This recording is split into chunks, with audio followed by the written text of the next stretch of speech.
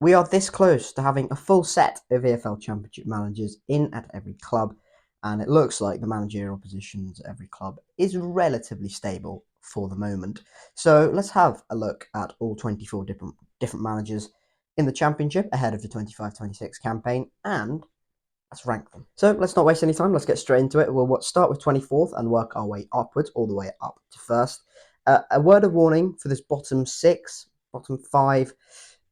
All of these guys I have very little knowledge about or have managed in this division for a very little time. So one of these conditions apply to them.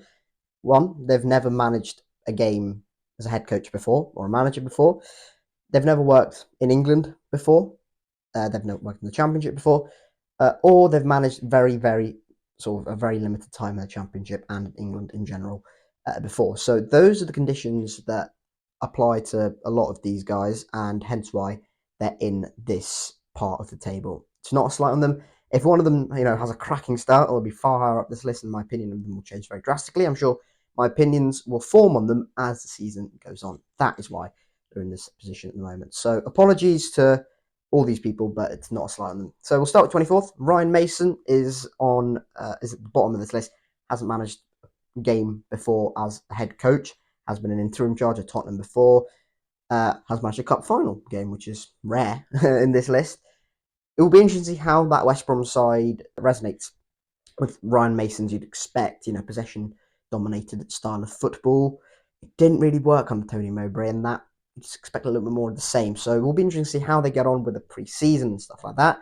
In 23rd, in 22nd, in 21st, literally you could flip them around. I don't know why I've done it in this order. You could have done it in any other order. I've gone with Paolo Pezzolano, Julian Stefan, and Serhaj Jakirovic, all three foreign managers who have come into this division for the first time. And Will Still as well in 20th. All sort of managers who've not managed in England before as a head coach and are completely new to the division. Obviously, we know a little bit about Will Still, don't we? Because there's been a lot of talk about him. He's an English manager who worked over in France, a large body of work over there. Will be interesting to see how he gets on. Pezzolano, good luck at Watford, but he follows an unpopular sacking. Same with Serhaj Jakirovic, a relatively unpopular sacking at Hull. Obviously, at Hull, you've got the nuance of they're under a transfer embargo or free restriction embargo, whatever it is. It will be interesting to see how that gets sorted out.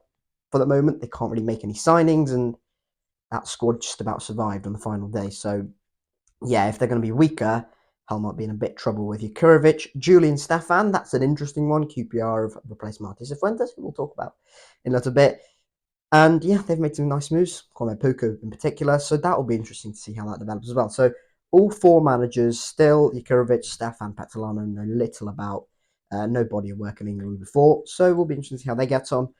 In at 19th, I think that one says, is Alan Sheen, who obviously has done very little work in England. Has got the job permanently at Swansea. A really good run up until the end of last season, and they did really well at Swansea, and they kind of adapted a little bit, and results improved. They've lost Harry Darling. They've made some nice moves in the window already. It will be interesting to see how he gets on as a sort of first team coach in a permanent head coach position.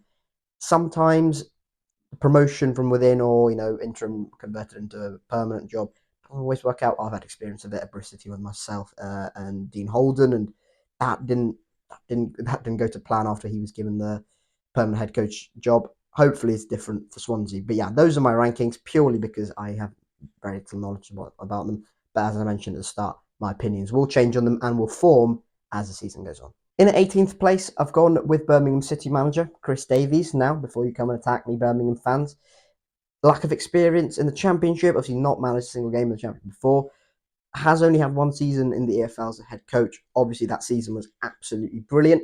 And this will very much be different if and when we expect Birmingham to be sort of near the top of the Championship. He's done a brilliant job in the short time he's had in a head coach position, and I no doubt he is a very, very good manager. It's just that lack of experience in the Championship and the lack of experience in the EFL as a whole that's just dragged him down a few places, and compared to some other managers in this division ahead of him in this list who have got a wealth of experience. In 17th place, I've gone with Phil Parkinson, a fellow newly promoted League One manager. Undoubtedly a brilliant job, and arguably the most impressive promotion out of the back-to-back promotions for Wrexham and for Parkinson, which he's overseen all of them, by the way. The body of work since he's been out of the Championship after he left Bolton in 2019 has been fantastic, but it's been a while since he's been in the Championship.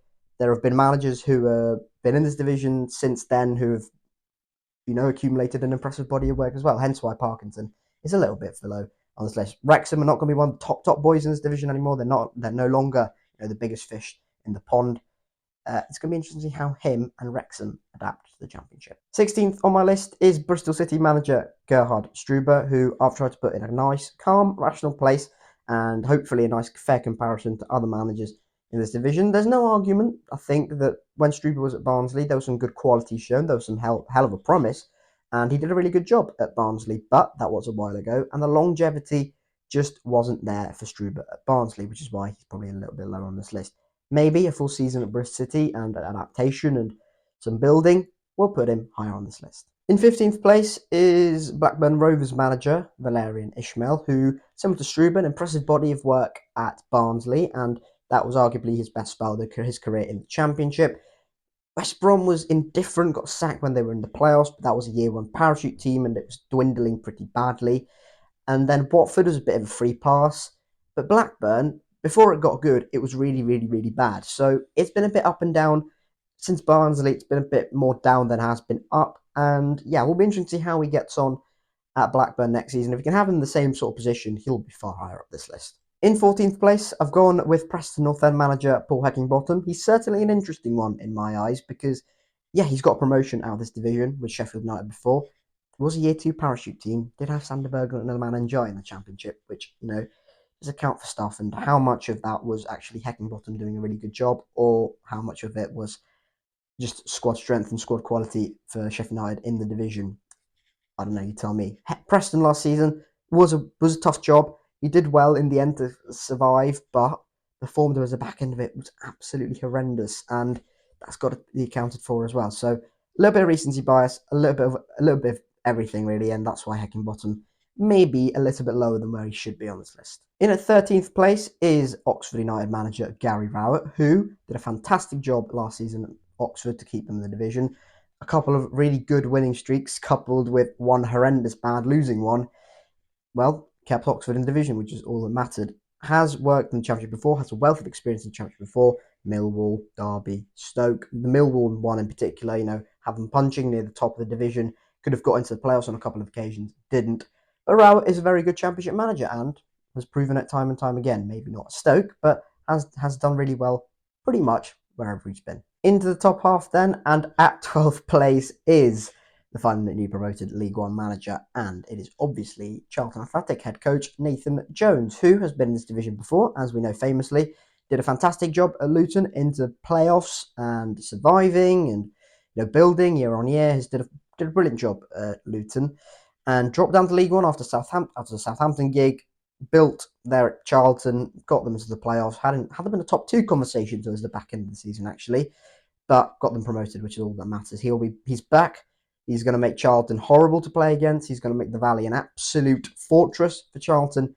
And it's not going to be nice to play against Nathan Jones' team, but that is what he does, and he's going to bloody love it. In 11th place is new Middlesbrough head coach Rob Edwards, who replaced Nathan Jones at Luton, got them promoted to the Premier League, which helps.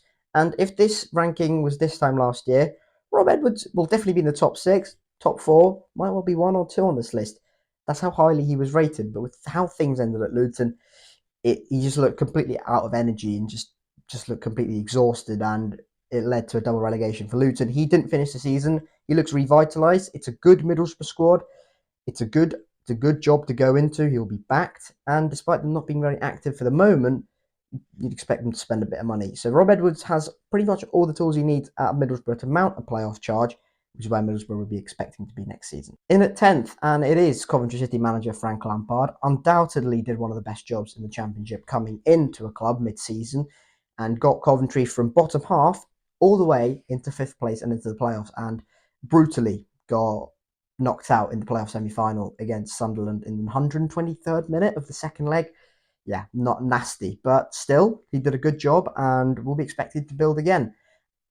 He's got a decent body of work in the Championship. Derby was good, and he's got into the playoffs again with Coventry. So, yeah, has some decent reputation in the Championship. But his challenge now will be to go again with Coventry, who you'd expect them to be in around the playoff picture once again. In at 9th place is Millwall manager Alex Neil, who did a really good job at Millwall last season and got them mobilising, got them moving into the right direction, and could have got into the playoffs on the final day. Just missed out again, Millwall. There is a general sentiment that Millwall are moving in the right direction as a football club. You know, Ivanovic, they've got some good young stars in there. Ivanovic, Josh Coburn, they spent quite a bit of money on Camille Negley. There is excitement, there is promise, and Millwall, you know, argument to be made of can they break that glass ceiling that's seemingly always there with them in the playoffs, and can they actually get in this time? Is Alex Neil the man to get them there? They've certainly got a good chance, and he's certainly a good manager. In at 8th place, and the only manager on this list who's, well, not really in a club at the moment, but we expect Marty Sephuets to be in at Leicester any moment now. It looks like it's all but done. He's a very good manager. He did a fantastic job, that miracle job at QPR. Is doing a lot of heavyweight because last season was less impressive. Streaky Cifuentes started horrendously and then had a fantastic run mid-season which got them in around the playoff picture and then tailed off pretty badly towards the end. But there is promise with Cifuentes. He is highly rated. I think he's a good manager, and I think Leicester, year one parachute team, yeah, there's instability there with a potential points deduction hitting them. But how's the potential would it be? 12 points at most, maybe? You'd still expect them to be in around the top 6 picture. So Cifuentes will have a lot of pressure on him if Leicester can retain a lot of their star quality going into this championship season. In 7th place is Pompey manager John Mousinho, who has had about 2.5 seasons in sort of a head coach role, all at Pompey, and he's had success in every single one of them. You can't really argue with that. Last season in the championship, after winning promotion from League One, Pompey survived in a high tide and did so with relative ease. Banked on their home form at Fratton Park, made them really hard to beat. He's shown to be flexible. He's shown to be adaptable. I think he's a top manager, and I think Pompey are only going to get better in this upcoming championship season with him in charge. Moving into the top 6, in 6th, I've gone with Sheffield United manager Ruben Blades, who I think is a very talented manager, obviously very highly rated. Somewhat interestingly sacked by Hull at the end of last season. I think Sheffield United have got a very, very good manager, and I think they couldn't have really done much better out of the available managers to them. Year 2 parachute team will be interesting to see how he gets on. They'll be expected to be near the top yet again.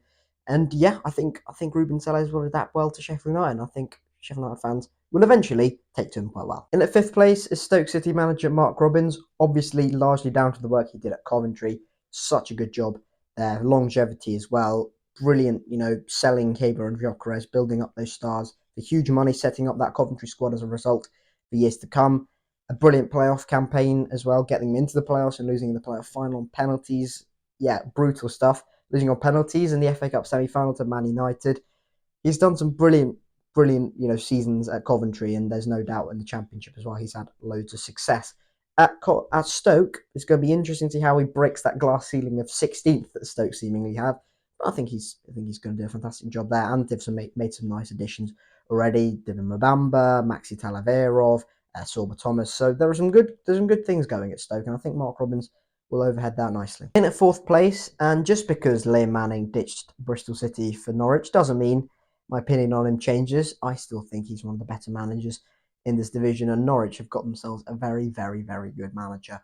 He did a fantastic job at Bristol City, getting us into the playoffs for the first time in 17 years. Yeah, fine, low bar, 68 points and all of that. Maybe a little bit lucky that Blackburn didn't win at Sheffield United as well, but we got in there, and that's all that mattered. Yeah, lost heavily in the playoffs, but we got in there, and he did a fantastic job the whole season to navigate us into the playoff positions.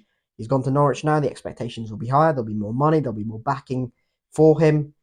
He's got to deliver. Number 3 on my list is Derby County manager John Eustace, and he's someone who I really like, and I think he's a fantastic manager. All jobs he's had in the Championship so far, he's done a fantastic job. Birmingham kept them safe, and then had them in the playoffs, and then got sacked and replaced with Wayne Rooney. We all know how that episode ended.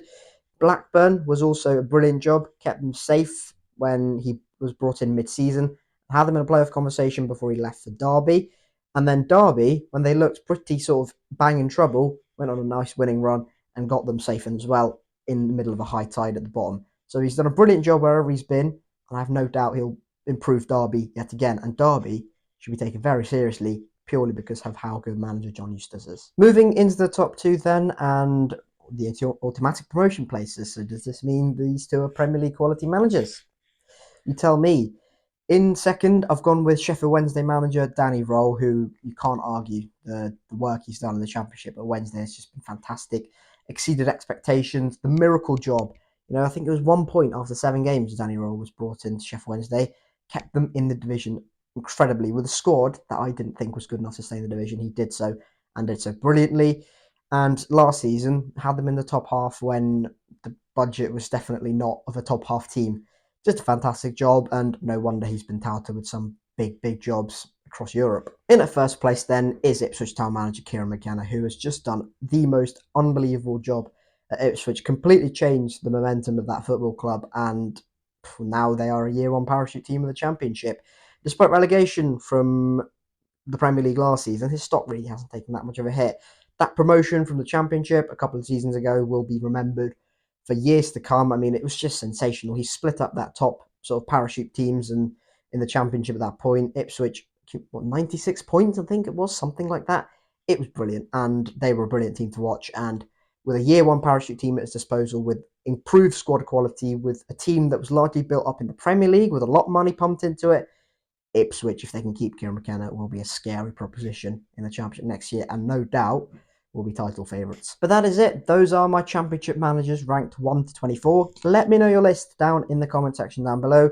If you don't want to do the whole 1 to 24, give me a bottom 3, a top 3, top 6, something like that. That would also be acceptable. Get your opinions down in the comment section down below. I really want to hear it. What are your thoughts on my rankings as well? It has been a long day. It is very hot, and I've been recording for a while now. So thank you very much for sticking with me. Hit like if you haven't already. Subscribe to the channel for more Championship content. I'm predominantly a Bristol City YouTube content creator.